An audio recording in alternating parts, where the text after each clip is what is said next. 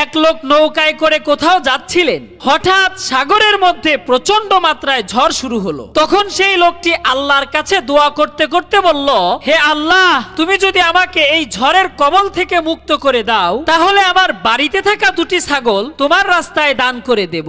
ঝড় হচ্ছে আর হচ্ছে, এরপরেও ঝড় থামছে না। তখন লোকটি আবার বলল, হে আল্লাহ, আমার বাড়িতে দুটি গরু আছে, সেখান থেকে সবচাইতে সুন্দর আর বড় গরুটা তোমার রাস্তায় দান করব। তবুও তুমি এই বিপদ থেকে মুক্তি দান করো, এবার ঝড়টা একটু থামাও। কিছুক্ষণ পর ঝড় থেমে গেল। লোকটি নিরাপদে বাড়িতে চলে গেল। দিন যায় রাত যায়, এভাবে অনেক দিন কেটে গেল, কিন্তু সেই লোকটি গরু অথবা ছাগল কোনোটাই আল্লাহর রাস্তায় দান করে না। তখন এলাকার লোকজন তাকে জিজ্ঞেস করলো, তোমার না আল্লাহর রাস্তায় ছাগল এবং গরু দান করার কথা ছিল? অনেক দিন তো কেটে গেল, কই দান তো করলা না?